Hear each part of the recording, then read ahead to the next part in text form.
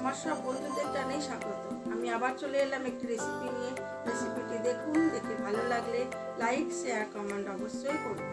আর যদি নতুন বন্ধু হয়ে থাকেন তাহলে একটা সাবস্ক্রাইব করে দেবেন।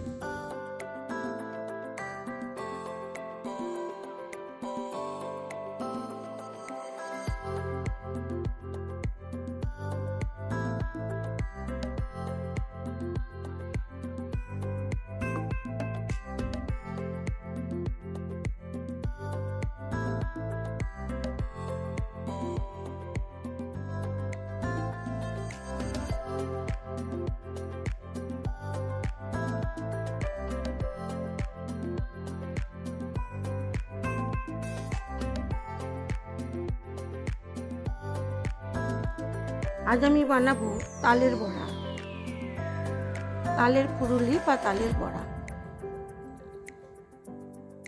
তার জন্য মেয়েকে বললাম একটু তালটা এইভাবে ঘষে দে।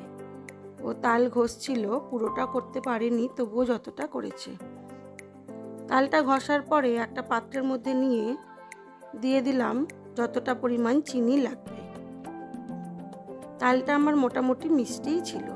চিনিটা আগে দিলাম এই কারণেই, চিনি আর দেবো সুজি, এই দুটো একটু চিনিটা গলতে হবে আর সুজিটা ফুলতে হবে। সেই জন্য এটা 1 ঘন্টা আগে মিশিয়ে রেখে দিলাম।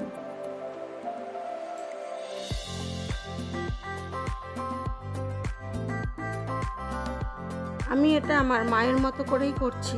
আমার মা সুজি দিয়েই বেশি তালের ফুরুলি বানাতেন। সুজি আর চিনিটাকে ভালো করে মিশিয়ে বেশ কিছুক্ষণ ঢাকা চাপা দিয়ে রেখে দেব। কতটা সুজি দিলাম এবং কতটা ময়দা দিলাম সেটা বলছি, চলুন।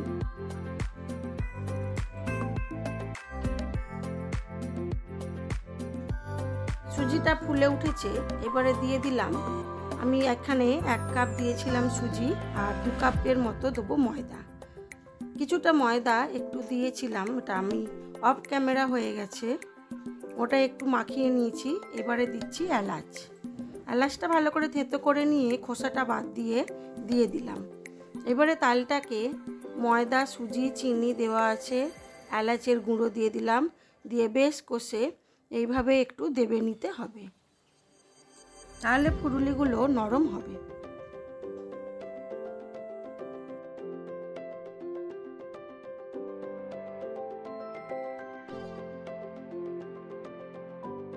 তার মধ্যে দিয়ে দিলাম পরিমাণ মতো সাদা তেল।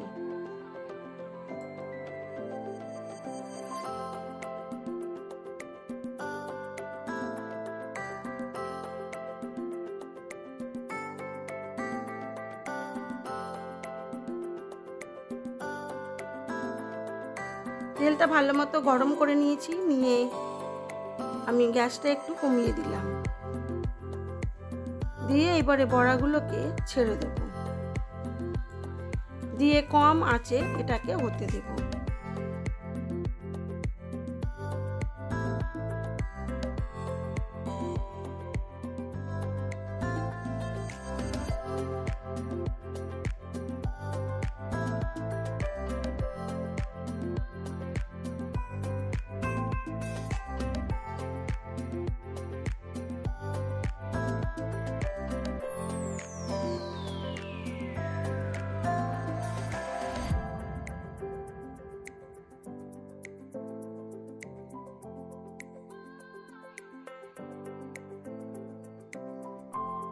কিভাবে আমি ফুরুলিগুলো গোল করি সেটা একটু দেখাই।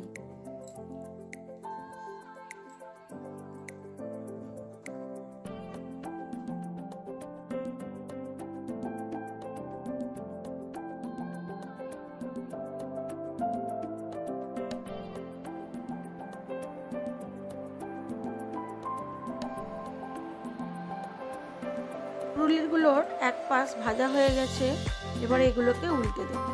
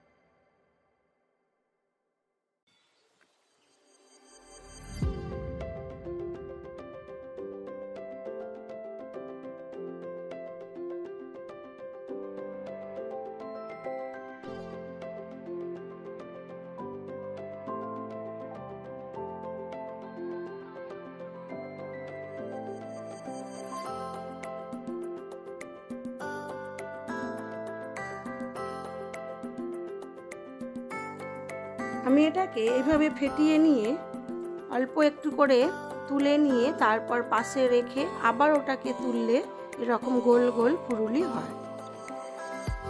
যেভাবে আমরা বড়ি দিই সেইভাবেই এরকম গোল গোল করে এটাকে ছাড়ি।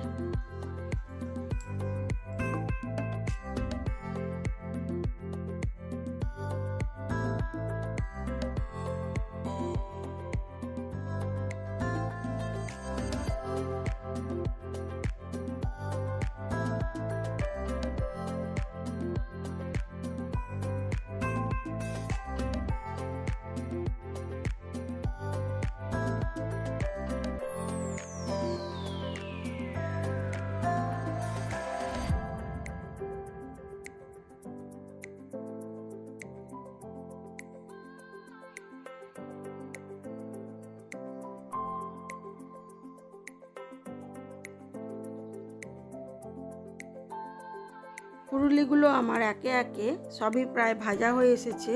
এবার আমি এটাকে সার্ভ করে দেবো।